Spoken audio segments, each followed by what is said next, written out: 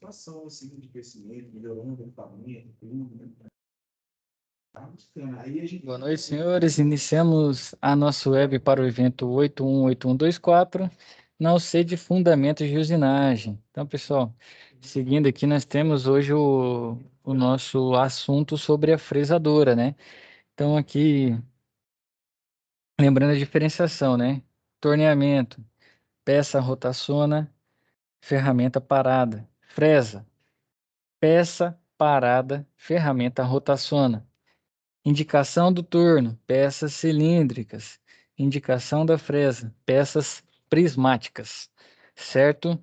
Então, né, as operações de usinagem realizadas com as fresadoras são denominadas de fresagem, né? E ocorrem por meio de ferramenta multicortante chamada fresa. Através desse processo, pode-se usinar peças de superfícies planas de diferentes formatos, né? Então, aqui é a nossa fresadora. Então, tem a mesa de trabalho, a peça e a fresa, né? Fresa ferramenta. Então, quais são os tipos de fresadoras que a gente tem, né? São classificadas de acordo com a posição do eixo árvore em relação à mesa, podendo ser horizontais ou verticais. Então a gente tem, ó, fresadora horizontal, fresadora vertical, fresadora universal, a fresadora pantográfica, a fresadora copiadora, fresadora ferramenteira e a fresadora CNC. Aqui é a primeira, né, horizontal, que tem o eixo árvore da máquina posicionado paralelamente à mesa de trabalho e são muito utilizadas para produzir ranhuras e engrenagens, né? Temos a fresadora vertical, que diferencia-se, né, pela posição do eixo árvore, que nesse caso é perpendicular à mesa de trabalho. Então, o primeiro era paralelo, né? E o segundo é perpendicular. Paralelo está no mesmo sentido, né? Na mesma direção. E o perpendicular, ele tem um ângulo de 90 graus, né, entre os dois. Então, no entanto, né, o princípio de funcionamento das máquinas é similar em algumas operações, né, como facear e fazer alguns rasgos, podendo ser feitas em ambos os tipos, né? Então, tem operações que você pode usar tanto a vertical quanto a horizontal. E aqui a gente tem a universal, né, que executam serviços com posicionamento horizontal e vertical do cabeçote em relação à mesa de trabalho. A escolha do posicionamento se dá de acordo com o tipo de operação que será realizada. Então, nós temos fresadoras universais que o cabeçote é vertical, e quando não está em uso, né, você consegue posicionar ele lateralmente, sustentado por uma alavanca, que facilita a movimentação para a montagem no eixo árvore, né, no momento da utilização. Então, aqui é a foto ampliada da nossa fresadora universal. Tem um cabeçote vertical, o eixo árvore vertical, a alavanca, né, que você tem um grau de movimento, né, um grau livre ali de movimento, e o eixo árvore horizontal, certo? Temos também a fresadora pantográfica, né? Ela possui, né, o eixo árvore posicionado perpendicularmente em relação à mesa de trabalho e tem dois cabeçotes, né? Em um cabeçote está a ferramenta que realizará a usinagem e no outro o modelo da peça que será copiado, né? Então, nessas pantográficas, né, são comumente utilizadas quando se deseja realizar gravações e cópias de peças já produzidas seguindo gabaritos, né? Sua movimentação é controlada manualmente pelo operador. À medida que ele movimenta a ferramenta palpadora sobre o modelo, a fresa realiza os mesmos movimentos na peça. Então, nessa fresadora copiadora, assim como a pantográfica, utiliza-se do eixo perpendicular e dois cabeçotes também. Então, a pantográfica tinha dois. Essa aqui também, né?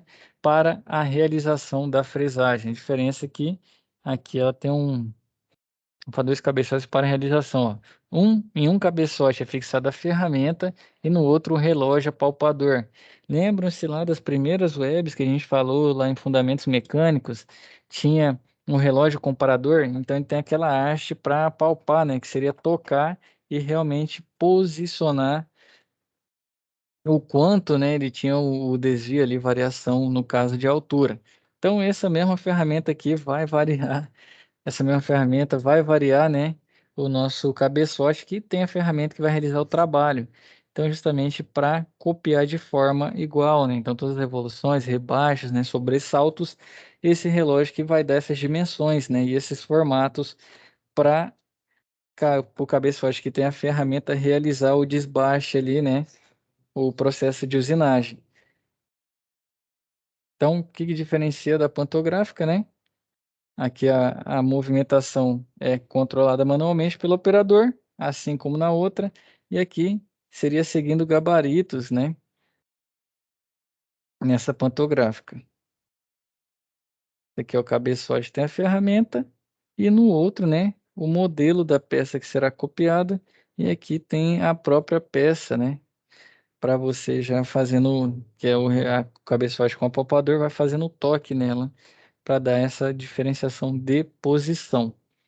Temos também a fresadora ferramenteira, né? Que permite a realização de diversas operações e produz perfis, né? Peças de perfis variados. O eixo árvore dessa máquina é posicionado verticalmente em relação à mesa de trabalho e o cabeçote na localização do eixo pode trabalhar com inclinações em diferentes ângulos no momento da usinagem do material. Então, aqui é uma foto ampliada da nossa fresadora ferramenteira. Assim como no torno, né, que a gente viu anteriormente, temos a fresadora CNC, né? Então, os eixos dessa fresadora são movimentados através de comandos programados pelo computador. CNC, né, que é comando numérico computadorizado, através de um sistema de coordenadas, né? Então, a precisão que a gente tem que movimentar no carro, né? No nosso volante ali para um turno, né, na fresa também. No CNC você faz a configuração, né, faz a linha de configuração do programa, utilizada a língua G, né, que são comandos que combinam símbolos com números, e a operação, então, ligar a máquina, né, movimentar até o ponto 00, depois avançar até X. Então, tudo isso você consegue configurar e é controlado por um computador. O que facilita? O computador é muito mais preciso do que a mão humana. A gente tem o olho, a gente tem erro de paralaxe, tá certo que nos volantes, né, tem as escalas ali para movimentação, mas o CNC ele é muito mais hábil nisso. Segundo, processo de repetibilidade. Então, se você quer fabricar várias peças, vamos dizer que está fazendo bloco base, né? Quero fazer vários blocos aí, mais de 500. Se você vai na sua fresta, tem que ficar toda hora configurando, né? Trocando ferramenta e tudo mais. Aqui no CNC, você faz a programação e ele repete, né? Então, na programação estão inseridos símbolos que serão decodificados pela máquina para sucessivamente realizar as operações. Então, o comando CNC promove a operatriz versatilidade, possibilitando a produção de peças com diversos tipos de formatos, né? Elas também são conhecidas como centros de usinagem e são muito utilizadas para produzir grandes quantidades de peças do mesmo perfil. Então, produção seriada, né? Superfícies de formatos complexos ou para obter maiores precisões em um produto. Então, tá aqui a imagem dela, né? Dessa fresadora CNC que está muito presente na indústria. Então, a aplicação da fresadora, né? Tem a fresagem frontal, que é uma das operações mais simples do processo de fresagem que pode ser realizada por diversos tipos de fresadoras. Nesse caso, né, o eixo de rotação da fresa está posicionado de forma perpendicular em relação à superfície que está sendo usinada. Então, ele vem rotacionando ali e o avanço da peça, né, com relação à nossa ferramenta de corte, vai realizando esse desbaste de forma frontal. Temos a tangencial também, né? O eixo de rotação da fresa está posicionado de forma paralela à superfície que está sendo usinada. Assim como a fresagem frontal, esse tipo de operação pode ser realizada em diversos tipos de fresadora, né? Então a outra é frontal, esse aqui é um tipo de fresagem tangencial, então ele vai pegando na borda, né? Então a peça não avança já na direção da ferramenta, né? Ela avança como se fosse por baixo ali e a ferramenta vem por cima fazendo esse desbaste. E temos a fresagem de superfícies côncavas e convexas. Então, para as côncavas, né, a operação pode ser de forma frontal ou tangencial, e para as convexas apenas tangencial. essas operações utilizam assim, de fresas com perfis específicos. Temos também a fresagem de ranhuras, canais ou rasgos, né? A operação produz detalhes de formatos e dimensões distintas no material, inclusive de perfil côncavo, que a gente já estudou anteriormente. Temos a fresagem, né, de engrenagens, que através do perfil da ferramenta e do acessório utilizado na operação de fresagem, é possível obter engrenagens de diferentes tipos e aplicações, que também podem ser obtidas através de fresadoras específicas para esse tipo de operação. Então aqui está mostrando a fresa, né, passando ali e fazendo usando os dentes dessa engrenagem, né? Então também é outra possibilidade de trabalho com a fresa. Então tá aqui as partes da fresadora ferramenteira. Tem o banco, o comando automático, a base, a mesa, né? O eixo, a árvore aqui com cabeçote. Tem os comandos, né, para acionar a máquina, a coluna de sustentação dela e os comandos manuais múltiplos aqui. E o funcionamento dessa fresadora, né? São três movimentos básicos. É a rotação da ferramenta, né? De acordo com o eixo árvore e que produz o corte. Tem o movimento de avanço, né? Da peça fixada sobre a mesa de trabalho e tenha o movimento de penetração, relacionado à quantidade de material a ser removido durante o deslocamento, né? Quanto que vai ser desbastado dessa peça.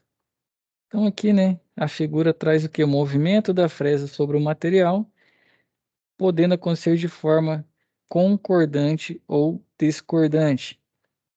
Então aqui no lado esquerdo, né, a rotação da ferramenta combina com o sentido de avanço, e aí ele é como fala? Uma forma concordante, né? O movimento da fresa concordante ao movimento da peça, ao avanço da peça. E temos o movimento discordante também, que é na figura da direita, né?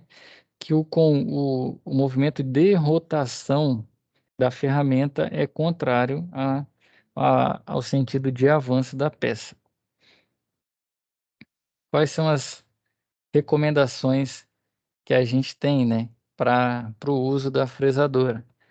Então, é uma máquina que requer alguns cuidados ao longo de sua utilização. Assim como o torno mecânico, é necessário que o operador esteja devidamente protegido através da utilização de EPIs, né? Então, toma cuidado com crachá, toma cuidado aí com qualquer coisa pendurada, tem que usar um vestimenta correto, não usar uma vestimenta de manga longa, que possua, por exemplo, fique frouxa no seu braço, que pode enganchar, né? Camisa aberta também, que pode ir lá e rotacionar, que infelizmente é anel, né? Pulseira, relógio, então são diversos cuidados que a gente tem que ter, né? Utilizar o óculos de proteção também, né? Limpeza desse ferramental, porque pode causar danos, né? Se ela vai ficando suja, evitar choques mecânicos, né? Que ela perde ali, muitas vezes o barramento para a movimentação desse carro não fica legal. Então, antes de iniciar as operações na fresadora, certifique-se sempre que a peça está bem fixada e alinhada para a operação que você realizará, além de verificar se os movimentos automáticos da máquina estão desativados, né, de modo a evitar que ocorra algum acidente quando a máquina for acionada, certo? Então aqui os nossos cuidados, né, e as operações. Hoje, como eu estou gravando sozinho, acabou sendo bem mais rápido, né? Não tivemos as pausas para dúvidas, para conversar sobre o equipamento, e fica gravado aqui, né? Referente ao dia 25, que não pôde ter aula, né? Que infelizmente eu não estive presente aqui por, por um evento do Senai, mas tá gravado aí para todos, né? Que estavam aguardando estudarem sobre a fresadora, tá bom? Então, mantenham-se estudando aí no mínimo 1 hora por dia, né? Sigam firme aí com essas duas primeiras aqui, já dá para ter a noção. E o comecinho da web eu dei a dica, né? Para a gente conseguir ter noção, né, de qual processo você vai utilizar e depois as ferramentas e tudo mais para a fabricação das peças que está sendo pedido, tá bom? Então, fiquem com Deus aí, até a nossa próxima web.